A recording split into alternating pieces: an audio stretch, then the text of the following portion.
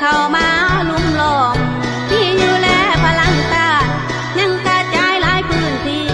การจัดตั้งกะบ่มีทฤษฎีกะบ่ได้เลยยืนให้ใส่แต่กัน13เดือนสิงหา1950ในมือนั้น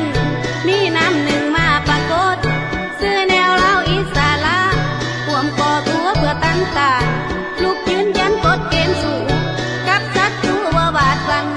ย้อนความหักศาสตร์นั้นหักภาษาพี่น้องเนื้อกลางแต่นายต้นแท้เด้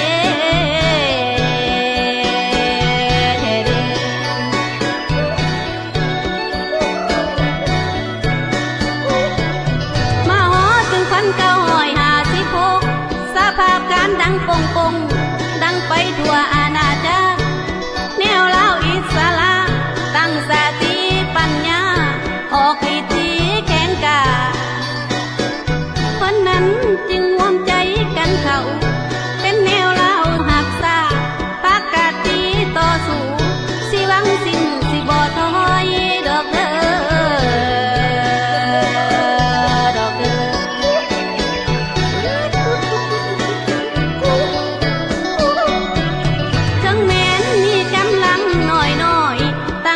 สื่อราชวงศ์ปี1949วันที่20มังกรนั่นแม่นเป็นวันเริ่มท่านไกรสอนพรหมวิหารผู้บรรษานำพาให้จากเอาหน่อยไปตีไล่ใส่ปัญญาอย่างเสียบขาสามารถปลดปล่อยได้มีใส่แท้อันแน่นอนนั่นแล้ว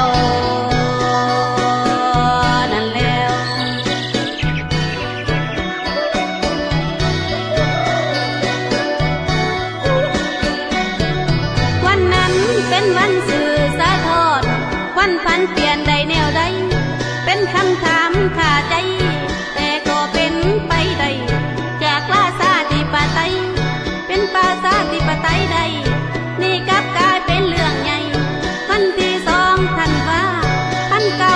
1975ก็เป็นคำตอบให้ประชาเสือศาสตร์ลาวแล้วเด้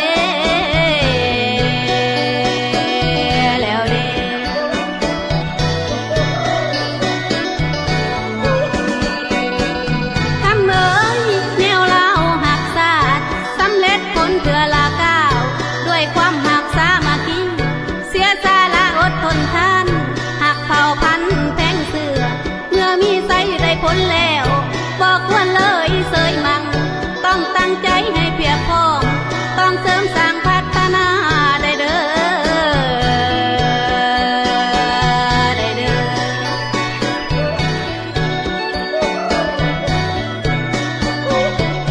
มาถึงปีศูนย์กลางภาคบ่ได้รออยู่ซาตั้งชื่อไม่ทันสมัยชื่อแนวลาวสร้างสร้างให้สมใจนึกเพื่อภาษาลาวล้วนหมดทั้งมวลลาวพองอยู่แดนใดก็ตามสร้างใครมีใจอยากสร้างศาสตร์ลาวเฮาให้เด่นก้าวจงขึ้นโคงตาวมาห่วมเด้อ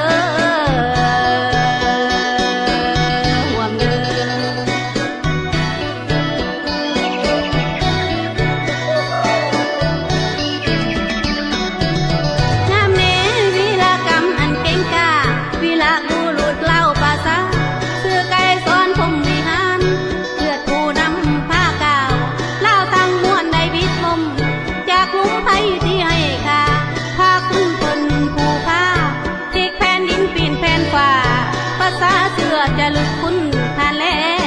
วทานแล้ว